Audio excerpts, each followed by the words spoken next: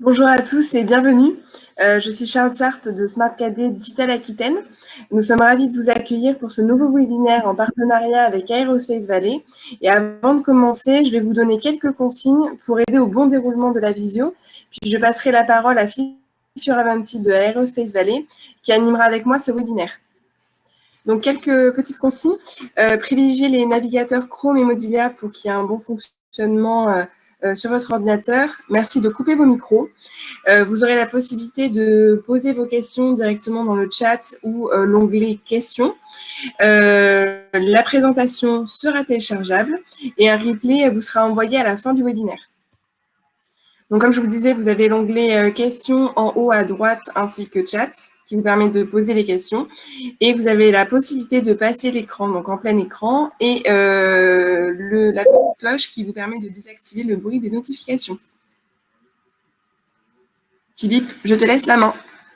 Charlotte, écoutez, bonjour à toutes et tous. Donc, comme vous l'a dit Charlotte, Digital Aquitaine et Aerospace Valley s'associent pour vous présenter, pour proposer aujourd'hui un nouveau webinaire sur un sujet connu, souvent connu dans sa généralité, particulièrement du grand public, mais qui, malgré tout, peine encore à trouver massivement sa place dans le monde industriel et tout particulièrement auprès des TPE, PME.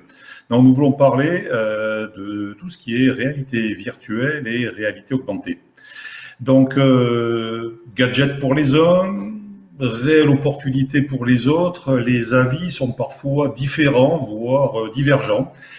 Et cela est souvent directement lié aux expériences, bonnes ou mauvaises, que tout un chacun d'entre nous a pu avoir. Les questions qui reviennent le plus souvent sont que peut-on réellement faire? Cela fonctionne-t-il vraiment? Quand pourrons-nous accéder à des solutions accessibles en termes de coûts? Quel est le délai de mise en œuvre? Parle-t-on de jours, de semaines, de mois ou d'années?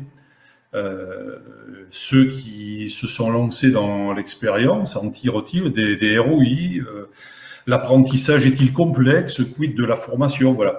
Donc, autant d'interrogations que auquel ce webinaire va tenter de répondre le plus simplement possible, en vous présentant, bien entendu, des réalisations qui illustrent des cas d'usage différents tout au long du cycle de vie du produit, que ce soit en termes de marketing, conception, production, maintenance, en partageant avec vous de vrais cas concrets qui étaient à résoudre et comment ils ont été résolus, en vous communiquant des éléments de coût et de délai de mise en œuvre afin que vous puissiez disposer demain d'ordre de grandeur.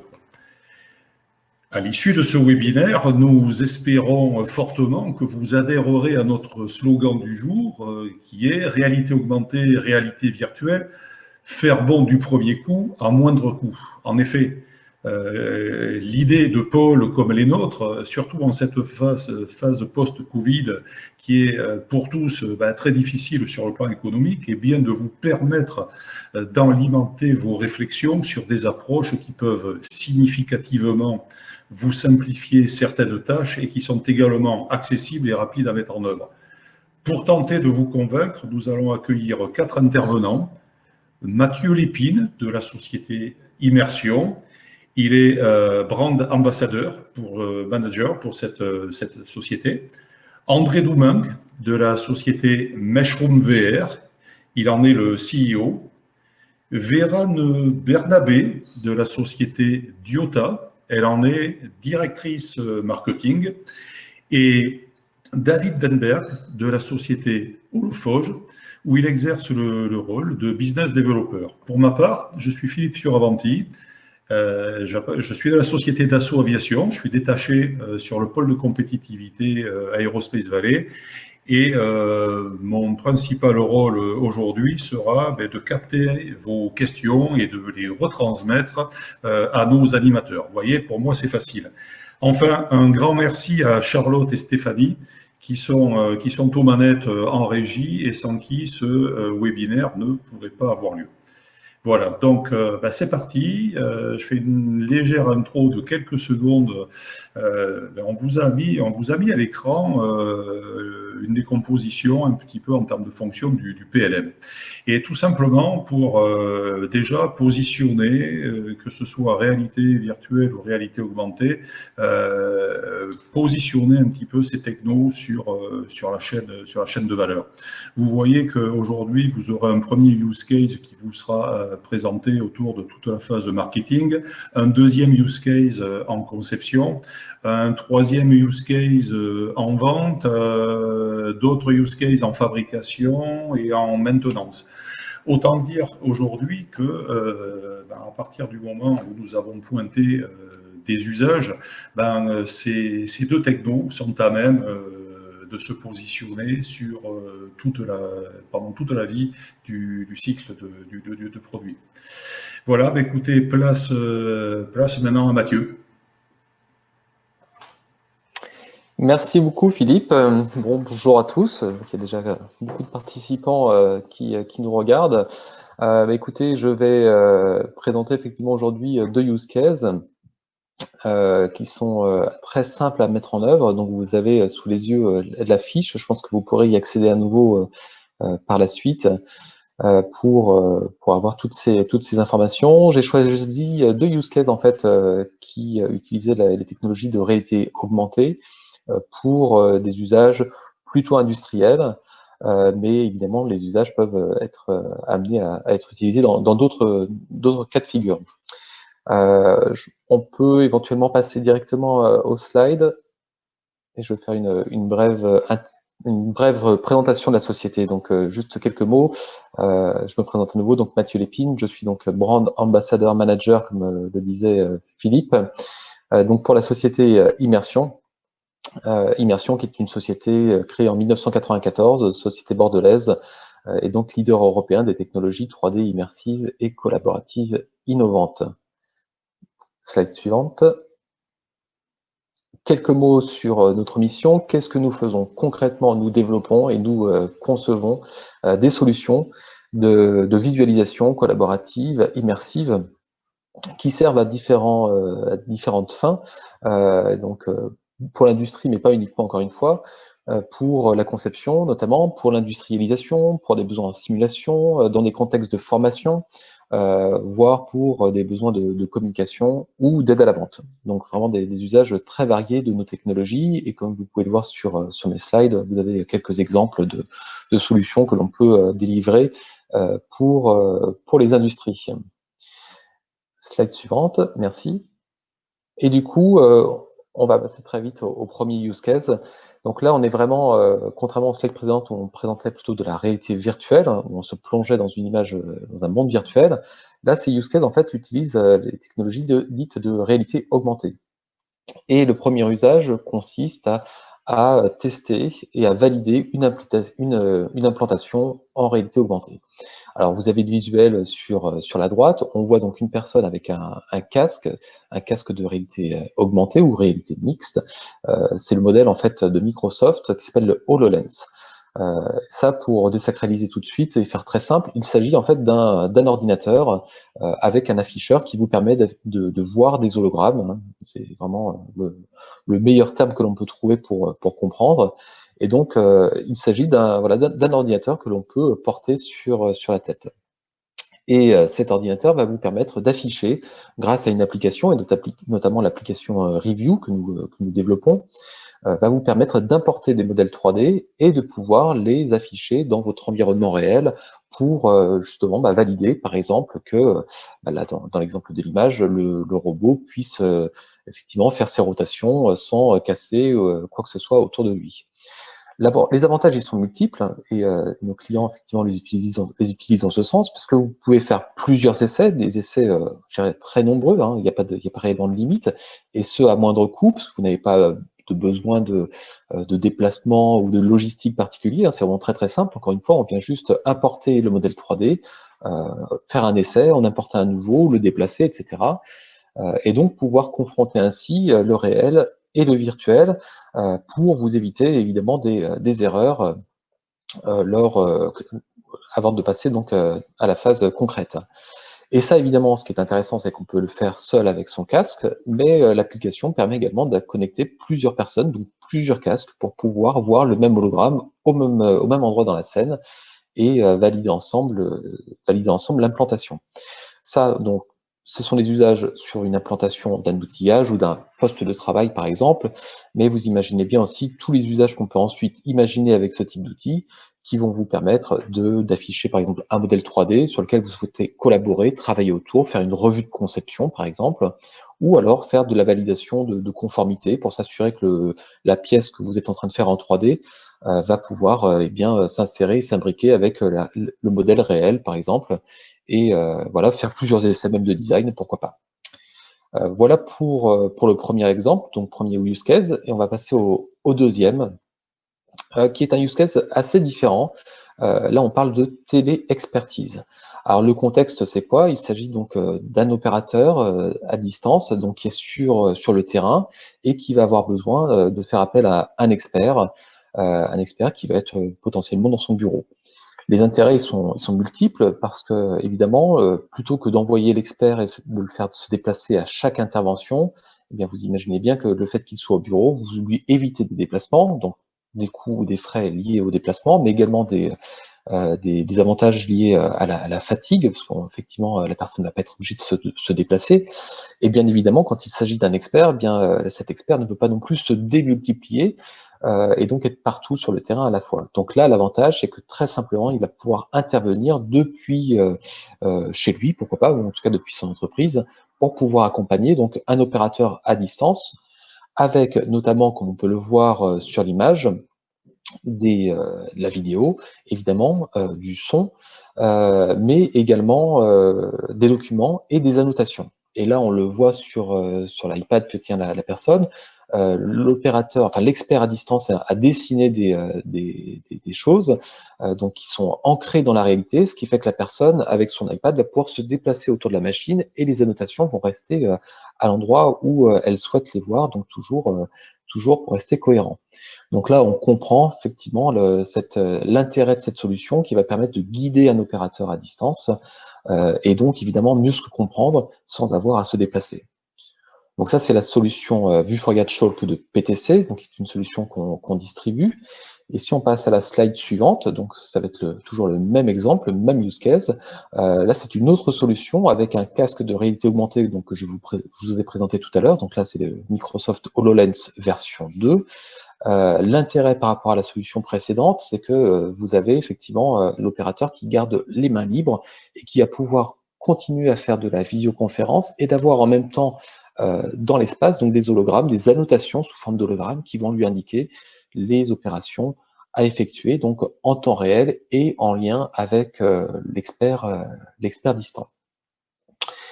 Et pour terminer, voilà une dernière solution que je tenais vraiment à vous présenter, parce que c'est une solution développée par Immersion, et je voulais vous la présenter parce que c'est un peu notre contribution à la crise sanitaire qu'on a pu connaître et qu'on peut connaître encore, puisque cette solution a été développée par notre société pendant le confinement, justement pour répondre aux problématiques de travail à distance, donc faire en sorte que les équipes puissent mieux travailler ensemble, et avec une fonctionnalité qui permet effectivement de faire de la télé-expertise également à partir d'une simple tablette, d'un smartphone, sans avoir à télécharger quelque application qu'il soit. Et tout ça avec une volonté d'avoir une solution française, hébergée en France et sécurisée. Au-delà de ces quelques mots, ce que je voulais faire aujourd'hui, c'était de vous faire même une présentation en live. Et donc, ce que je vous propose, c'est donc de vous partager directement mon écran pour vous faire une démonstration en live de la solution.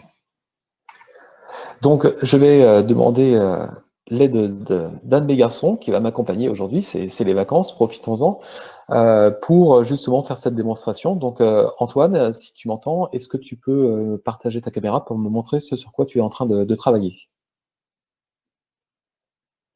Ah, je vois que tu es effectivement en plein exercice de Lego. Ce que je vais faire, c'est que il me semble que je vais pouvoir te partager le mode d'emploi. Est-ce que tu peux m'indiquer à quel endroit tu es dans ta construction? Parfait. Très bien, je vois. Je vais repasser du coup sur ta caméra. Alors, ce que je te propose, Antoine, c'est pour commencer, tu vas prendre cette pièce-là et tu vas la mettre à cet endroit. Ok, parfait. Ensuite, l'étape suivante, c'est de prendre cette pièce et de l'installer juste derrière, à cet endroit. Alors, il me semble qu'on a oublié une dernière chose. Je vais reprendre rapidement le mode d'emploi. Oui, en effet, effectivement, il nous reste ces deux parties. Je vais rebasculer sur ta caméra. Et donc, pour terminer, tu auras simplement à mettre ces deux pièces, voilà, de part et d'autre, ici et ici. Voilà, je crois qu'avec toutes ces instructions, tu devrais pouvoir t'en sortir maintenant pour terminer ton modèle. Voilà, donc vous avez vu, c'était une démonstration très très courte. Hein, volontairement, je voulais vous faire ce live. Voilà, encore une fois, c'est une solution extrêmement simple, donc qui s'appelle Sharing for You. Sharing for You, donc vous pouvez aller sur le site sharingforyou.com, sharing avec 3 i. Une solution que vous pouvez tester gratuitement, donc depuis le site internet, vous pouvez directement la tester et faire autant d'essais que vous le souhaitez, parce qu'elle est gratuite et sans limite de temps. Donc, n'hésitez pas à en abuser. C'est aussi une alternative qui peut, dans certains cas de figure, remplacer, pourquoi pas, un Microsoft Teams ou un Zoom ou toute autre solution également de visioconférence pour justement aider vos équipes à mieux travailler ensemble. Merci beaucoup pour votre attention et n'hésitez pas si vous avez des questions, on pourra y répondre après. Merci Mathieu. Écoute, les questions, je pense qu'il commence à y en avoir qui s'empilent. Ce que je propose, c'est pour que l'on garde le timing de toutes les balayer à la fin, se garder un bon moment. Et je vais passer la main, plutôt la parole à André de Meshroom VR. Bonjour à tous, je m'appelle André, donc je suis le cofondateur de Meshroom 3D, qui est une société bordelaise qu'on a fondée il y a maintenant 4 ans. L'ambition de Meshroom, c'est de rendre l'utilisation de la réalité virtuelle et de la visualisation 3D encore plus accessible qu'elle ne l'est aujourd'hui. Pour ça, donc, on repose tout notre développement sur plusieurs piliers que sont la simplicité d'usage.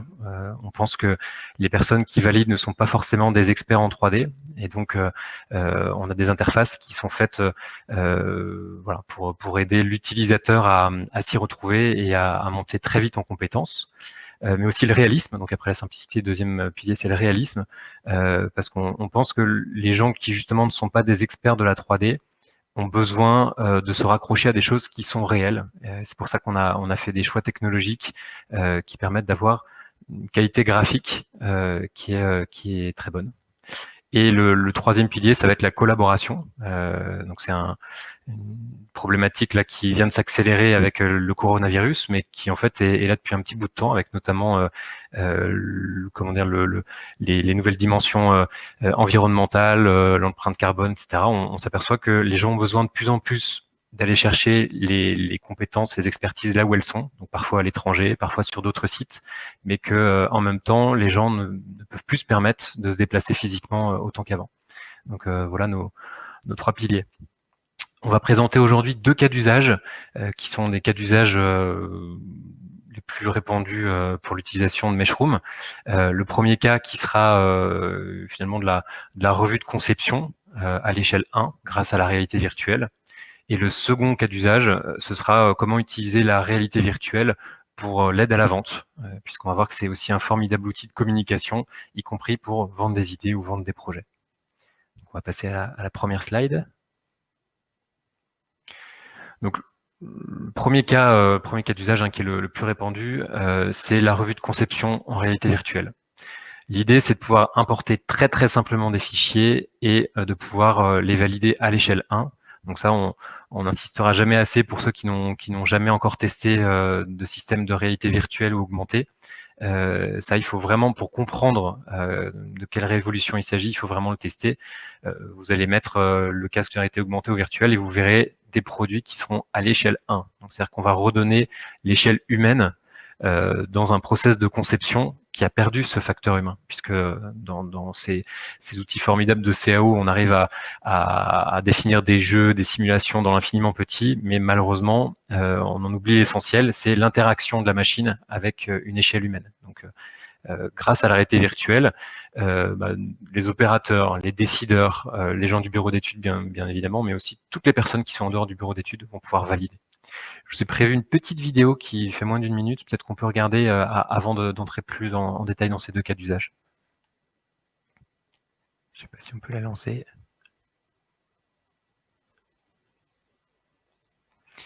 Voilà.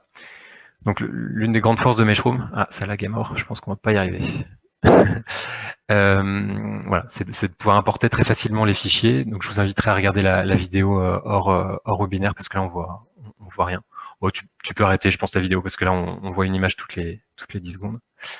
Donc voilà, l'idée c'est de préparer des fichiers en mettant des matériaux super réalistes. Et ensuite, remarque là on voit un petit peu, si tu peux. Bon, voilà, on va revenir sur le use case numéro 1. Donc, on importe les fichiers de manière super simple en quelques secondes. On n'a pas besoin de préparer les fichiers. Donc ça, c'est l'une des grandes forces de Meshroom. Il n'y a pas de data préparation. On peut mettre des fichiers à très gros volume, donc des lignes de production entières ou des turbines. Donc là, dans ce cas d'usage, c'était une turbine. Et donc, les clients ont importé le fichier, mis des matériaux réalistes et ont souhaité faire une revue collaborative avec d'autres personnes qui n'étaient pas présentes sur site. Et donc, ils peuvent joindre une session Meshroom s'ils ont une licence. Voilà. Donc les avantages sont multiples. Hein. Déjà, on a une qualité graphique qui permet à toutes les personnes qui ne sont pas forcément spécialistes de se sentir concernées par la 3D. Donc là, c'est un outil qui peut être donc très largement utilisé autour du bureau d'études, donc pas uniquement par le BE, mais aussi avec les ergonomes, les responsables projets, les décideurs. Parfois, on a aussi des cas de personnes dans l'atelier qui utilisent la solution pour pouvoir valider des éléments. Donc sans aucune formation. On va aussi pouvoir évidemment économiser des nombreux déplacements et des nombreux prototypes, et surtout réduire le temps de conception, puisque en évitant justement le fait d'attendre la fabrication d'un proto ou de pouvoir collaborer à distance, on va pouvoir resserrer les agendas des uns et des autres, et c'est parfois jusqu'à 30% de la durée de mise sur le marché d'un produit qui peut être économisée. Donc voilà pour le premier cas d'usage. Je vous propose de regarder le deuxième. Deuxième cas d'usage, donc, c'est comment aider à la vente grâce à la réalité virtuelle. Donc là, vous avez un visuel d'une ligne de production qu'un de nos clients nous a donné et qu'il a utilisé notamment lors d'un salon professionnel. Il s'agissait d'un salon où le client n'avait pas grand-chose à montrer puisqu'il ne pouvait pas apporter sa ligne de production. Il l'avait déjà livré au client. Et donc, si certains parmi vous n'ont pas forcément en stock tous les projets qu'ils ont déjà faits pour leurs clients, la réalité virtuelle est un super moyen de montrer le savoir-faire à des prospects ou à des clients. Donc là, ils ont pu montrer lors du salon à l'échelle 1 leur chaîne de montage. Et bien évidemment, suite au salon, ils ont pu aussi emmener donc le commercial ou le chef de projet a pu emmener le système de réalité virtuelle chez les clients pour montrer des gros ensembles. Donc ça, c'est un point qui est super intéressant. Autre point intéressant grâce à la réalité virtuelle, c'est qu'on peut partager la vision de concepts qui ne sont pas encore complètement finalisés. Par exemple, vous êtes dans un salon et vous êtes en train de travailler sur quelque chose qui est de votre point de vue vraiment important et que vous voulez montrer à vos clients. Et grâce à la réalité virtuelle, on n'a pas besoin d'avoir un projet finalisé pour pouvoir communiquer sur ses proportions, etc. Et puis le gros avantage, c'est que les gens sont dans un casque, donc on va pas pouvoir prendre des photos, des choses comme ça, donc vous allez pouvoir garder la donnée sous clé. Donc il y a une très grande confidentialité et en même temps une possibilité de partager beaucoup mieux que sur une simple photo.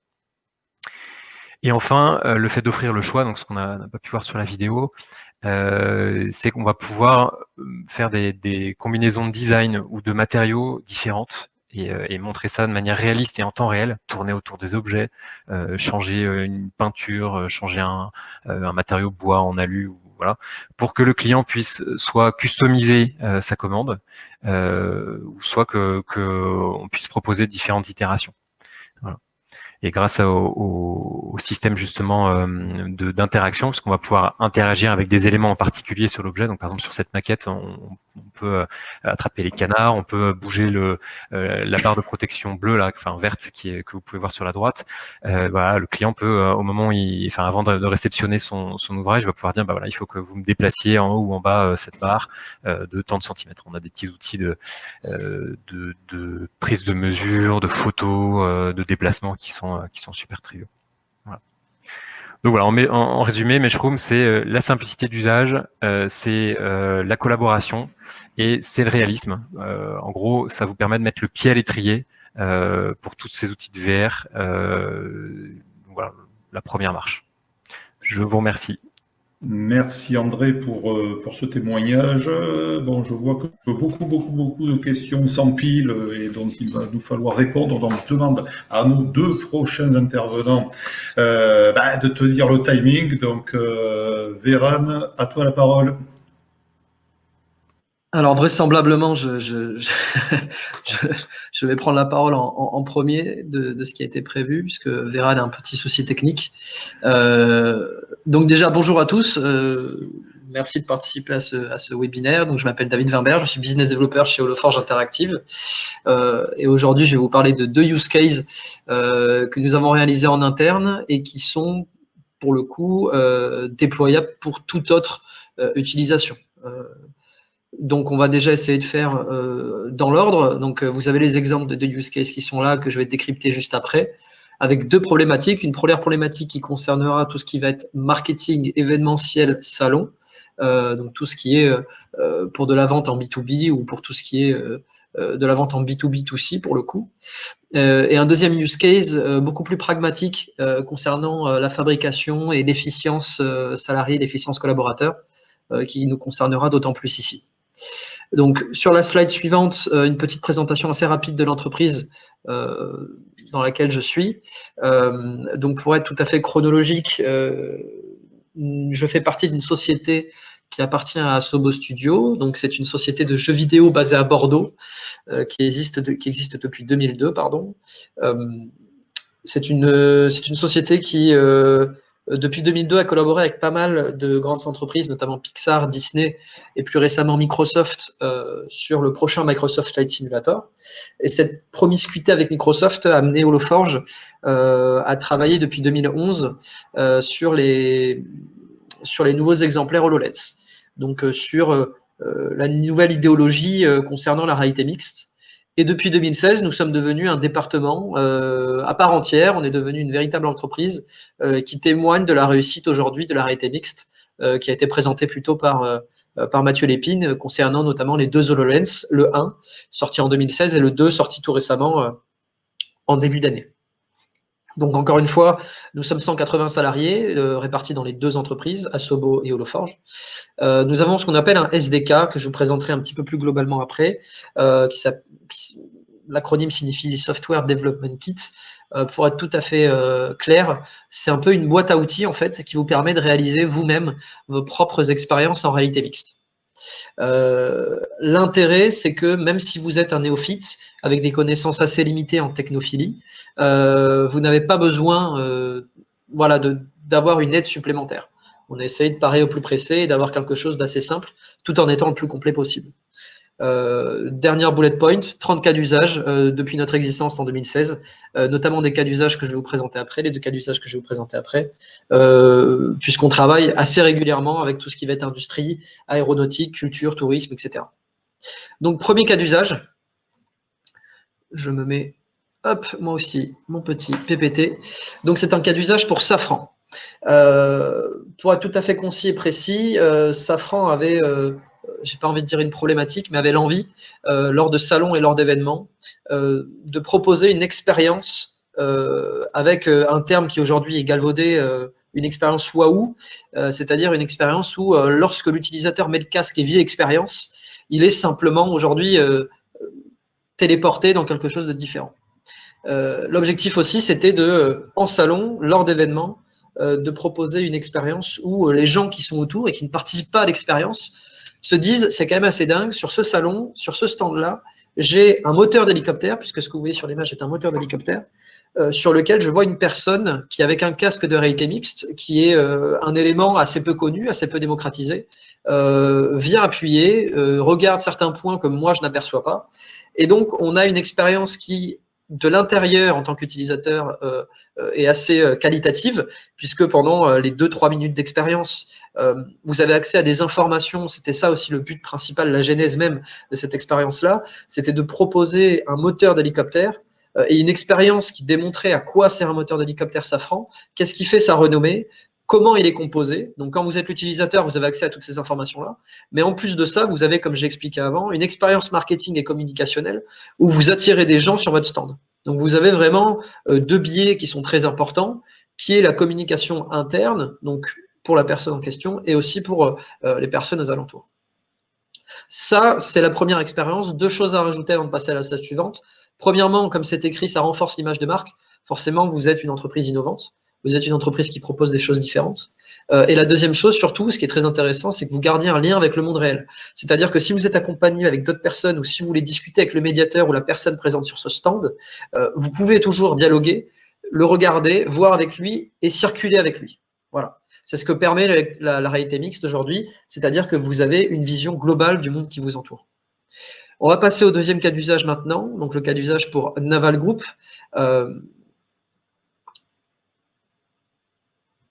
Sur la slide suivante. Parfait. Sur la slide suivante. Et du coup, là, on est dans quelque chose d'un peu plus technique, puisque Naval Group, comme vous le savez, fait partie des entreprises où vous avez des chantiers qui sont entre 18 et 24 mois. Vous avez plusieurs centaines, voire quelques milliers de collaborateurs qui circulent, et où on a souvent, nous, c'était ce qui nous était indiqué, des problématiques en termes d'information. C'est-à-dire que l'information circulait peu, pouvait circuler mal ou alors était très difficile à trouver. Ce qu'on a décidé de faire via l'HoloLens, c'était de centraliser toute cette information-là pour permettre de contrôler la non-qualité.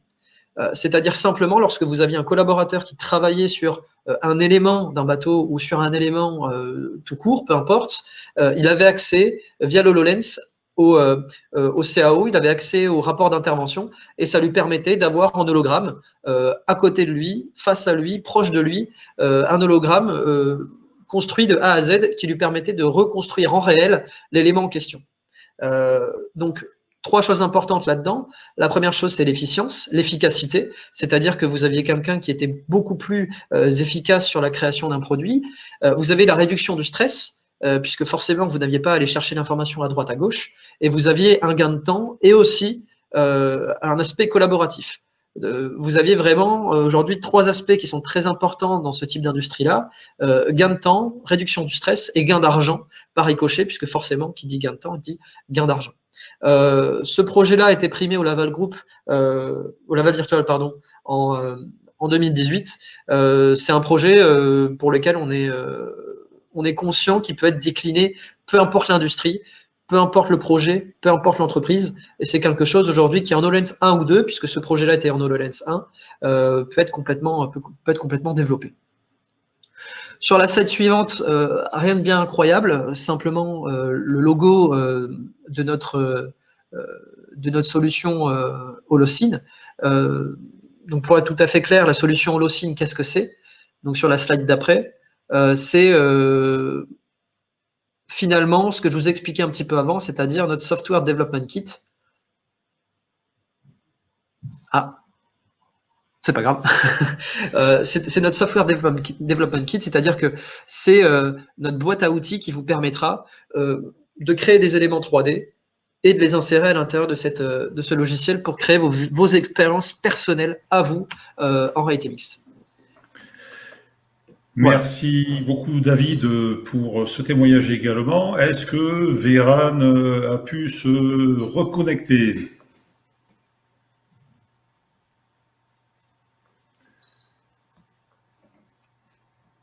Allô, allô, vous m'entendez?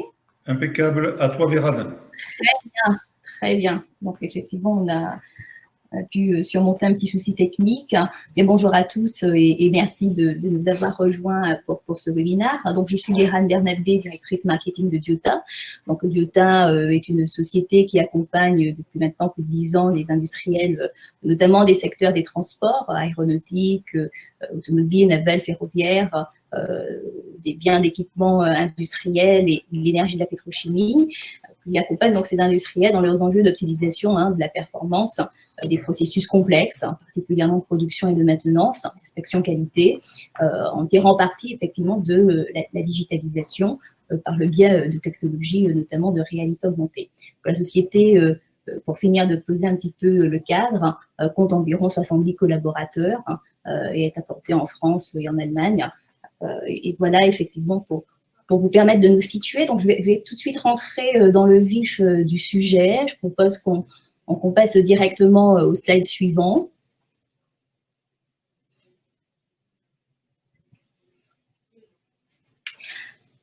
Donc, effectivement, donc on adresse un contexte où produits et processus sont de plus en plus complexes, avec une demande qui se complexifie, avec des configurations qui ont tendance à être uniques ou en tout cas fortement variables, et qui soumettent pour le coup les procédures à une très forte complexité. Cette complexité confronte les industriels que vous êtes à des enjeux de qualité, de productivité, de traçabilité notamment, qui sont pas nouveaux, mais qui sont particulièrement pressants et de plus en plus décisifs, plus encore peut-être avec la crise que nous traversons. Et finalement, ces enjeux, cet objectif de faire bon du premier coup, finalement, les incarne bien. Comment est-ce qu'on peut limiter au maximum typiquement le risque d'erreur et le reworking, avec un impact considérable qu'on connaît sur les délais, les coûts et globalement sur l'efficience. Voilà ce qu'on vise à adresser. Et pour nous, répondre à cette question du bon du premier coup, c'est fondamentalement mettre chacun, donc, opérateur, technicien, inspecteur qualité, mais aussi ingénieur process, en capacité finalement, grâce à l'utilisation du digital sur le terrain, de disposer de la bonne information dont il a besoin au bon moment, de la façon la plus intelligible possible et au bon endroit, notamment quand on est sur le terrain. Et ce, vraiment, dans le cadre d'une utilisation quotidienne. Il s'agit vraiment de se greffer au processus et au flux de travail existant pour pouvoir les appuyer de la façon la plus efficace possible. Donc ça, on le rend possible finalement au travers notamment des deux cas d'usage que je vais vous présenter, qui sont des cas qui peuvent être facilement implémentés, qui sont finalement largement éprouvés, en tout cas à notre niveau, qui ont atteint une certaine maturité en termes de déploiement, d'utilisation vraiment quotidienne. Et donc, ces cas sont d'une part inspection qualité et d'autre part assistance à l'assemblage et au contrôle en cours de processus. Donc, premier cas d'usage, inspection qualité. Donc là, typiquement, qu'il s'agisse d'outillage de lignes d'assemblage, par exemple, ou d'assemblage complexe, assemblage de structure, assemblage mécanique. On a des équipes qualité qui sont confrontées à des challenges forts en raison de la complexité que j'évoquais précédemment. Typiquement, une multiplicité de pièces à vérifier et aussi une forte, quelque part, variabilité des contrôles à effectuer, présence, absence des pièces, position, orientation, qui représentent finalement une charge importante pour les inspecteurs qualité et qui comportent finalement un certain risque d'erreur, et c'est bien humain, notamment en matière d'identification des non-conformités, en matière aussi de qualification de ces non-conformités, et puis évidemment en matière de reporting de ces non-conformités. Donc les enjeux ici qu'on a identifiés au travers de nos différentes collaborations et qu'on vise à adresser avec la solution qui est la nôtre, sont premièrement effectivement de permettre des inspections plus fiables, d'améliorer la qualité des données d'inspection en elles-mêmes, et puis de faciliter, d'améliorer la traçabilité pour faciliter la communication en interne, entre les différents corps de métier, ou en externe, effectivement, par exemple, avec d'autres acteurs de la supply chain. Donc, cette assistance à l'inspection qualité, telle que l'on aborde, nous, à Diota, via la digitalisation, va activer plusieurs leviers. Premièrement, on va venir guider les procédures d'inspection étape par étape, typiquement aider à très rapidement identifier les zones ou les points de contrôle et la nature, pour le coup, des contrôles à effectuer. On va aller plus loin, effectivement, que le fait de guider étape par étape la procédure, en s'intéressant, pour le coup, en permettant en tout cas d'effectuer des contrôles de conformité assistés en réalité augmentée. Donc, il s'agira justement de comparer finalement très facilement le tel que conçu, hein, la maquette numérique, avec le tel que construit, de façon à mettre en exergue très rapidement les non-conformités éventuelles, et puis de permettre de qualifier les non-conformités de façon standardisée en leur affectant des statuts qui vont être prédéfinis sur la base effectivement de la maquette numérique. Et puis, effectivement, et surtout pour permettre de répondre à cet objectif de la qualité des données, mais aussi de la traçabilité, tout au long finalement des procédures qui vont être ainsi assistées par la réalité augmentée, on va permettre de prendre des captures, des défauts, des anomalies. Ces captures vont être associées directement à la maquette numérique du produit, ainsi que les résultats de contrôle, ce qui va permettre quelque part, grâce à des annotations et des dessins supplémentaires, de disposer d'une documentation très riche du produit et du processus d'inspection. Donc là, ce que vous avez à l'écran, là, sur, par exemple, l'image 1, c'est une illustration de cas avec Jeff Mag. Jeff Mag, c'est une PME, hein, spécialiste des ensembles mécano-soudés, qui utilise ici, ce que vous voyez, notre solution Geota Player, cette application qui permet d'une part d'interagir avec des instructions digitales et d'autre part de capturer de la donnée sur le terrain en cours de process. Donc là, c'est utilisé pour l'inspection libératoire et donc en fonction quelque part de l'application, de l'implémentation des contraintes opérationnelles, la mise en œuvre matérielle notamment va varier. Donc ici, on a une utilisation de la tablette, mais on a des cas qui sont très simples aussi à mettre en œuvre, qui s'appliquent à des pièces, par exemple, de fonderie, des pièces primaires, là où il s'agit d'identifier effectivement et de documenter, par exemple, des failles critiques ou des écarts de forme. Et là, on va être sur une configuration sur table. Donc voilà pour ce premier cas, avec un impact notamment en termes de fluidification du procès, de standardisation de la qualification de la non-qualité, et puis bien sûr un impact de temps considérable puisqu'on observe des temps d'inspection qui peuvent être réduits jusqu'à 80%.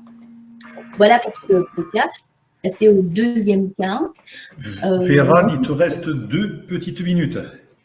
J'accélère. Donc ici, effectivement, sur un cas d'aide à l'assemblage et au contrôle en cours de processus. Donc, pareil, on part toujours d'un constat de complexité pour l'humain, où là, notamment, la difficulté réside pour ces assemblages dans la localisation de la nature des tâches, mais aussi dans leur localisation sur la pièce. Donc, ce qu'on vient faire ici, dans le même principe, on va venir guider la procédure d'assemblage étape par étape. Donc là, vous voyez à l'écran un cas mis en œuvre, l'un des cas mis en œuvre, notamment chez Dassault Aviation, où il s'agit effectivement d'aider à la réalisation d'opérations d'épinglage, donc sur les voilures Rafale. Et là, on utilise effectivement de la projection pour permettre de visualiser directement sur la pièce, vous voyez les références des épingles, etc., de façon à ce que l'opérateur identifie tout de suite ce qu'il a à faire au bon endroit, et tout en gardant les mains libres, effectivement, pour faire le nécessaire. Et puis, à côté de cela, on va l'aider également à mieux identifier, par le biais du contrôle de conformité assistant RA, les éventuelles non-conformités. Donc, voilà pour ces cas, ce qui va permettre de détecter effectivement plutôt dans le processus d'éventuelles anomalies. Donc là, les résultats avec un risque d'erreur qui peut être réduit jusqu'à 90% et un temps de cycle impacté positivement puisqu'il est réduit de 30%. Ce sont effectivement les mesures qu'on a pu récupérer de nos clients. Voilà, donc je rappelle que ce sont des solutions qui sont sur étagère et qui viennent avec un vrai ROI, et vous pourrez aller plus loin effectivement via le support. Je vous ai mis quelques liens pour aller voir en image, puisque le temps est échu, pour aller voir en image effectivement ces cas. Merci. Terrane, merci beaucoup pour ce témoignage. Étant moi-même Dassault Aviation, effectivement, je confirme la nécessité de libérer les mains de nos opérationnels. On peut leur mettre tout type de solutions techniques dans les mains, c'est le cas de dire, mais à condition de leur permettre de continuer de travailler. Alors, on va prendre les questions dans l'ordre inverse de leur arrivée. Le challenge, c'est que nous avons un quart d'heure pour y répondre. Donc, je demanderai à chacun d'être hyper concis, de façon à ce que l'on puisse servir au maximum tout le monde. Alors, j'ai une première question. Prise de mesure dimensionnelle en réalité augmentée versus réalité. Est-ce que ça fait sens? Est-ce que c'est possible? Prise de mesure dimensionnelle RA versus réalité. Ouais. Ah. En clair, j'utilise la réalité augmentée, je prends des mesures par rapport à comment dirais-je, de la mesure dimensionnelle ou autre. Alors, aujourd'hui, pour de la prise de mesure en réalité augmentée, nous concernant chez Holoforge, nous avons déjà réalisé certaines expériences qui vous permettent de vous situer dans l'espace, dans l'environnement qui vous entoure. Encore une fois, c'est toujours très compliqué de répondre à ce type de questions sans pouvoir démontrer des vidéos ou sans pouvoir faire essayer un casque en réalité mixte. Mais si je devais donner une réponse très pragmatique, la prise de mesure, ou en tout cas le placement des éléments dans l'espace, n'est pas aussi précis que dans notre réalité normale. Encore une fois, ce sont des choses qui vont dépendre de l'élément que vous voulez mettre dans l'espace, et ce sont des choses qui dépendent de l'élément que vous voulez mesurer en fonction de l'espace dans lequel vous êtes. Voilà. Donc si la question c'est de savoir est-ce que nous avons une précision qui est de l'ordre du millimètre, la réponse est non. Est-ce que nous avons une précision qui est de l'ordre du centimètre, la réponse est peut-être, tout dépend de l'environnement. Voilà. Après, je ne peux pas donner plus d'explications que ça. Tout dépend de l'élément, tout dépend de l'espace, tout dépend de la technologie, tout dépend, voilà. Ça dépend d'énormément de paramètres à prendre en considération, mais voilà, c'est pour être tout à fait concis et tout à fait clair. Bon, ben David, merci beaucoup pour cette réponse. J'ai une deuxième question. Quid de la gestion des différentes mises à jour des infrastructures informatiques, telles que cartes graphiques, drivers, casques, mise à jour Microsoft, Unity, pour son appropriation dans les PME? Donc ça, c'est une vraie question. Effectivement, nous sommes toujours soumis à des variabilités du fait de mise à jour. Et est-ce que... Alors, nous concernant dans la réalité mixte, puisque nous travaillons pour actuellement le seul device de réalité mixte qui existe, en tout cas qui est assez suffisamment démocratisé pour être utilisé dans les entreprises, c'est l'HoloLens. Donc c'est notre valeur étalon. Savoir tout ce qui va être taux de rotation, c'est-à-dire quand est-ce qu'il faut changer les casques, quand est-ce qu'il faut changer tout ce qui est driver, tout ce qui est hardware globalement. Nous, on s'efforce de créer des logiciels et de créer des expériences qui sont duplicables partout. C'est-à-dire que si demain vous avez un nouvel entrant, un nouveau hardware, si vous avez Nreal par exemple, qui est un nouveau hardware qui risque de faire son entrée sur le marché, si vous avez Facebook ou Apple qui font leur entrée sur le marché avec différents casques, aujourd'hui, on s'efforce de créer des solutions qui sont duplicables sur ces différents hardware. Après, la question de savoir tout ce qui est hardware au niveau d'Internet, au niveau des ordinateurs, ça c'est complètement à part, puisque nous concernant dans la réalité mixte, nous n'avons pas besoin d'ordinateur, puisque l'ordinateur c'est le casque. Nous n'avons pas besoin de hardware ou de ce genre de choses, de driver ou ce genre de choses-là, puisque on parle uniquement du casque.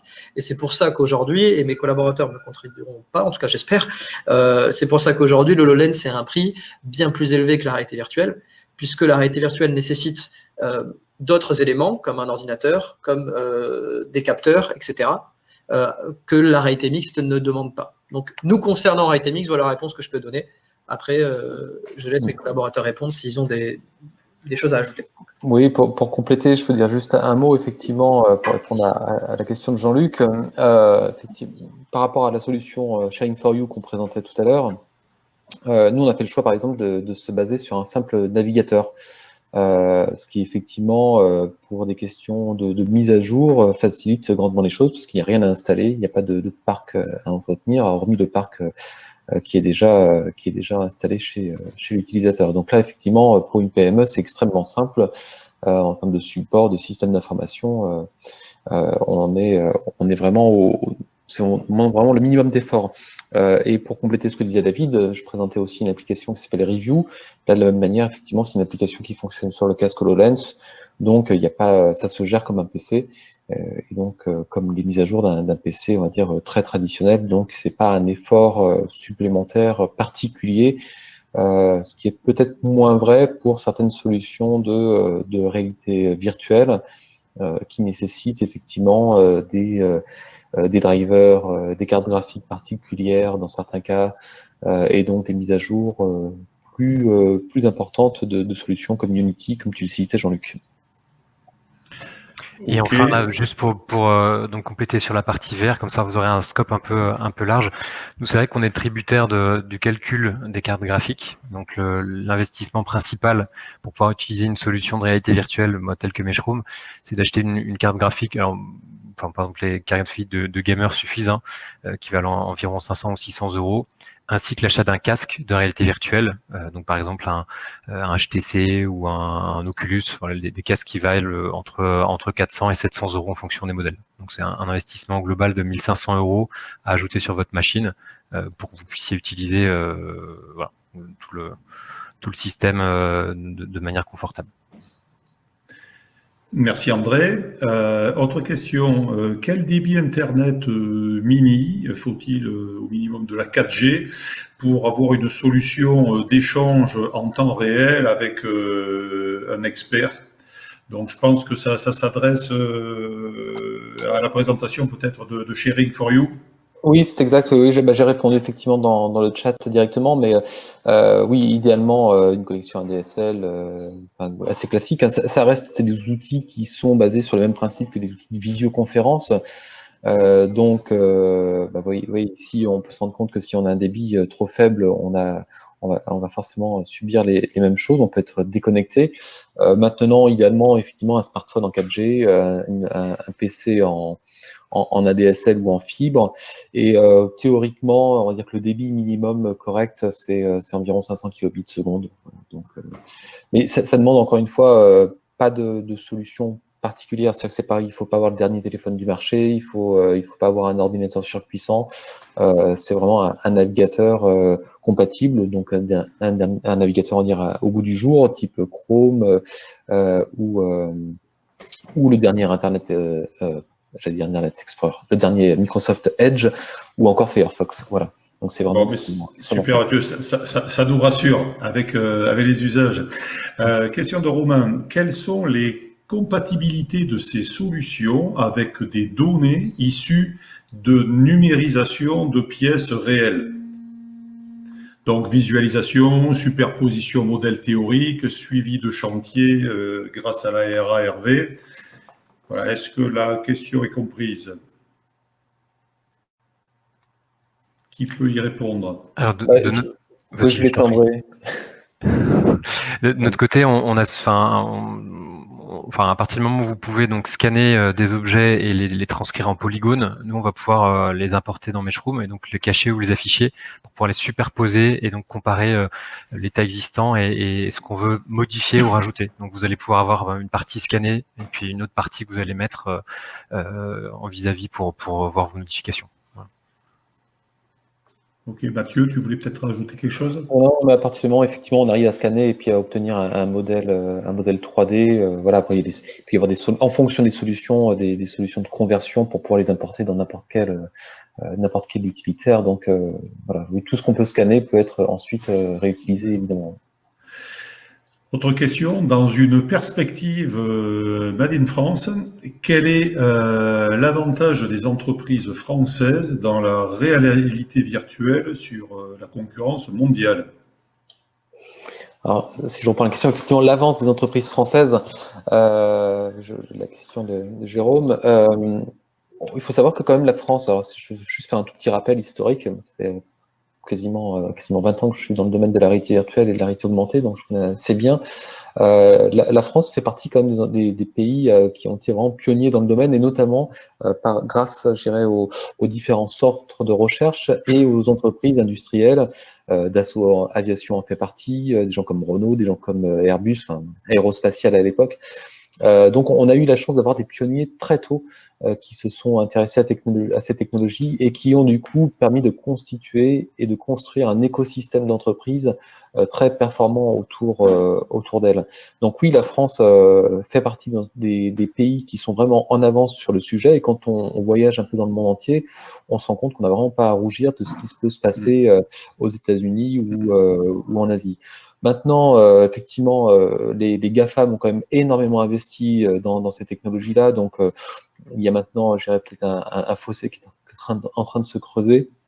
Malgré tout, au niveau académique, on reste très très bon, et au niveau des entreprises aussi. Donc voilà, parler d'une avance, c'est peut-être un peu présomptueux, mais en tout cas, on peut dire que les entreprises françaises sont au moins à l'état de l'art. Et puis je pense qu'on a un certain sens du design, on peut appeler ça French Touch aussi, qui permet d'avoir des solutions qui sont vraiment intuitives et bien pensées. Merci Mathieu.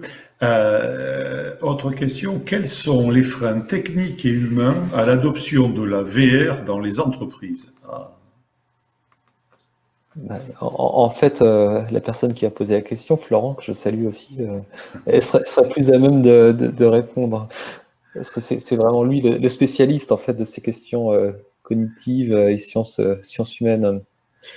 Donc les freins, oui, on peut en parler. Vous savez qu'il y a il y a différents freins. Dans la période que l'on vit actuellement, il y a des problématiques liées à la crise sanitaire, hein, que ça peut être donc des freins ou des problématiques hygiénistes, on va dire. Hein. Donc des craintes d'utiliser des casques qui sont utilisés collectivement dans une entreprise. Ça, on peut y répondre parce qu'il y a des protocoles sanitaires qui se mettent en place, et il y a des solutions qui permettent de désinfecter les casques de réalité virtuelle ou de réalité augmentée. Donc ça peut être une crainte. Après, il y a tout ce qui est lié aux troubles quand même du système vestibulaire. Alors, pas employer de grands mots, mais effectivement, ce qu'on appelle le cybermalaise, ça peut être vécu comme un frein, parce que parfois, chez certaines personnes, de moins en moins, parce que les applications sont mieux pensées, mais malgré tout, il y a des personnes qui sont très sensibles et qui ont des problèmes d'oreille interne, qui peuvent effectivement avoir des pertes d'équilibre en utilisant la réalité virtuelle, voire des sentiments, enfin pas que des sentiments, vraiment des troubles de nausée. Donc oui, ça peut être effectivement un frein. Et puis après, effectivement, en termes d'acceptation, il faut accepter d'avoir un système optique sur la tête pendant un certain temps. On sait qu'il y a des recommandations aussi de ce point de vue-là, c'est-à-dire qu'avoir un casque de réalité virtuelle toute la journée, tous les jours, c'est pas recommandé, effectivement, parce qu'il peut y avoir des implications sur le système visuel. Hein, c'est pas neutre, parce que vous avez des problèmes d'accommodation et avec tout ce qui est vergence et convergence sur un écran, et donc la mise au point, le fait de faire la netteté sur un écran peut être fatigant et peut déstabiliser le système oculaire. Donc oui, ça c'est une chose. Et puis après, c'est aussi effectivement une question d'ergonomie. Avoir un casque sur la tête, par exemple, à longueur de journée, c'est pas forcément une solution. Évidemment, il y a d'autres solutions pour la réalité augmentée avec de la projection. Ça, c'est Lyota en parlerait mieux que moi.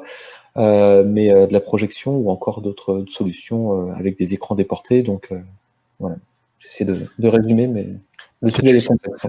Ça fera peut-être d'ailleurs un lien avec une autre des questions que j'ai lues sur la conception en réalité virtuelle. Moi, je te rejoins tout à fait, Mathieu. Hein. Je pense que aujourd'hui le matériel n'est pas suffisamment au point et pas assez confortable, y compris dans des dimensions ergonomiques, hein, pour pouvoir être utilisé vraiment pour des longues périodes. Je crois que là, l'idée, c'est d'utiliser la réalité virtuelle comme la réalité augmentée de manière assez ponctuelle, et notamment lors de réunions ou de points de validation. Il est très rare que les gens gardent un casque plus de 15 minutes. Et c'est vrai que nous, on n'en voit pas l'utilité, on n'a pas tellement de cas d'usage de gens qui le gardent plus. Voilà. Et si je peux compléter effectivement ce que Florian dans le chat met un commentaire sur l'accompagnement des utilisateurs, oui, effectivement, c'est aussi la clé, c'est-à-dire que ce que l'on peut délivrer, ce sont des outils, il ne faut pas l'oublier, et cela reste des outils, aussi intelligents soient-ils, aussi bien pensées les solutions soient-elles, ce ne sont que des outils, et évidemment, ça veut dire qu'il faut repenser les usages, et ça veut dire aussi accompagner les utilisateurs de la transformation numérique dans l'entreprise. Ça peut être très pragmatique, hein, c'est juste communiquer en interne sur ces nouveaux usages, ces nouveaux outils, comment dire, décider aussi quels seront les ambassadeurs au sein de l'entreprise, qui va porter aussi ces nouvelles solutions. Enfin, voilà, c'est et Florian m'explique que c'était plus le sens de sa question. Donc, je prends vite d'autres questions parce que nous sommes en fin de webinaire. Vous êtes encore nombreux à être connectés. Donc, j'ai 4 questions de Jean-Luc. Alors, je demande à chaque intervenant de se noter des petites bullet points. Quel type d'import de fichiers CAO peut-on réaliser? Utilisation de lunettes connectées versus réalité augmentée. Quid de la productivité de recherche de solutions en RA versus CAO? Et quid de la complémentarité avec les outils CAO? Voilà, je sais que vous avez tout noté. Donc, je vous laisse répondre, les amis. Moi, j'ai noté 2 questions à laquelle je vais pouvoir répondre qui nous touchent particulièrement. La première, c'est pour les formats d'import. Donc aujourd'hui, on peut lire des tas de formats d'échange. Donc on s'aperçoit là depuis quelques années que les formats d'échange passent de tout ce qui était NURBS, donc tous les STEP, IGES, à des formats plus polygonaux, puisqu'on va de plus en plus prototyper de manière virtuelle et de moins en moins de manière physique en avance de phase. Évidemment, on garde du prototypage physique pour après. Donc nous, on va utiliser, on va lire tous ces formats d'échange 3D XML, OBJ, FBX, etc. Et à partir de septembre, on va intégrer une librairie qui va permettre de lire aussi des formats en natif. Voilà. Mais on tient quand même à préciser que les formats d'échange, voilà, il faut aussi aider tous nos collaborateurs à de plus en plus utiliser ces formats et les sauvegarder en tant que tels, puisqu'ils sont beaucoup plus rapides à exporter et à importer. Et donc, c'est vrai qu'il y a voilà, des choses intéressantes à faire. Et deuxième question, c'était sur la complémentarité entre la CAO et, alors en tout cas dans notre domaine de la réalité virtuelle. Nous, on se situe vraiment sur la collaboration, la réunion collaborative à l'issue de la CAO, c'est-à-dire faire discuter des personnes en dehors de la personne qui a conçu le fichier 3D. La personne qui a conçu le fichier 3D, elle connaît très bien son objet. Souvent d'ailleurs, la réalité virtuelle va pas lui apporter grand-chose. Donc parfois, ça va éviter quelques erreurs, mais ça va pas être la personne la plus concernée. La réalité virtuelle va permettre aux autres personnes en dehors de la CAO justement de constater très tôt, en avance de phase, les différentes problématiques qui peuvent être liées au fichier. Donc économiser du temps et de l'argent liés à des erreurs potentielles que le concepteur n'a pas vu parce que personne n'est infaillible. Voilà. Si je peux rajouter un mot, effectivement, donc j'ai bien noté tes questions, hein, Jean-Luc, mais tu peux compléter dans le chat si on n'y répond pas forcément précisément. Pour tout ce qui est import de modèles CAO, effectivement, alors c'est lié à chaque solution. Si je prends le cas de Review, par exemple, qui est la solution qu'on utilise avec les lunettes HoloLens pour la réalité augmentée, mais on peut importer des fichiers type STL, FBX et OBJ. Alors du coup, c'est vrai que c'est pas forcément tous les types de fichiers possibles, mais pour ça, il y a des passerelles ensuite qui permettent de convertir éventuellement vers ce type de fichier, pour faire très simple. Après, tu posais la question de réalité augmentée versus CAO. Bah oui, effectivement, la CAO peut permettre déjà de pouvoir valider un certain nombre de choses. Après, il y a quelque chose qui est quand même beaucoup plus naturel en réalité augmentée, puisqu'on va pouvoir vraiment se déplacer physiquement au sein de la maquette numérique et autour de la maquette réelle, donc pour pouvoir s'assurer de conformité et surtout le voir sous tous les angles de la manière effectivement la plus simple possible, la plus naturelle possible. Tu poses la question dans le chat du lien gardé vis-à-vis du fichier natif exact. Alors, dans ce qui nous concerne, nous, on importe un modèle 3D, on ne fait pas de modification sur le modèle 3D importé, donc effectivement, on n'intervient pas sur le modèle 3D natif. Donc, ça peut aussi répondre à la question. Voilà, c'est juste un viewer de modèle 3D. Bien, Mathieu, écoute, merci pour ces dernières réponses. Nous allons donc être obligés de conclure parce que nous avons sacrément grignoté notre temps.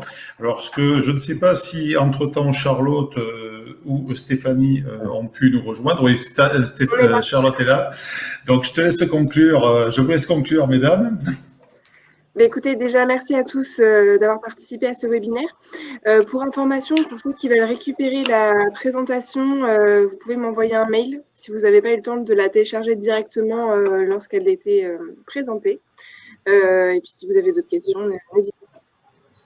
Là, ce que je propose également, c'est que toutes les questions qui n'ont pas reçu réponse en séance, qu'on se les édite, qu'avec nos intervenants, on y amène une réponse, c'est le cas de dire, et qu'en fin de compte, questions et réponses soient rediffusées derrière à l'ensemble des participants, en même temps que le PowerPoint et le lien vidéo où nous pourrons retrouver le replay de ce webinaire.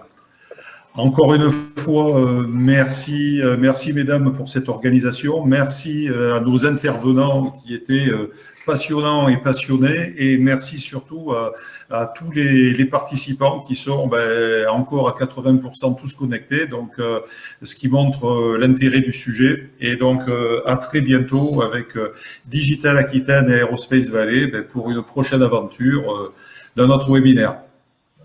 Au revoir à tous. Merci beaucoup. Merci à tous. Au revoir. Bon après-midi. Au revoir. Au revoir.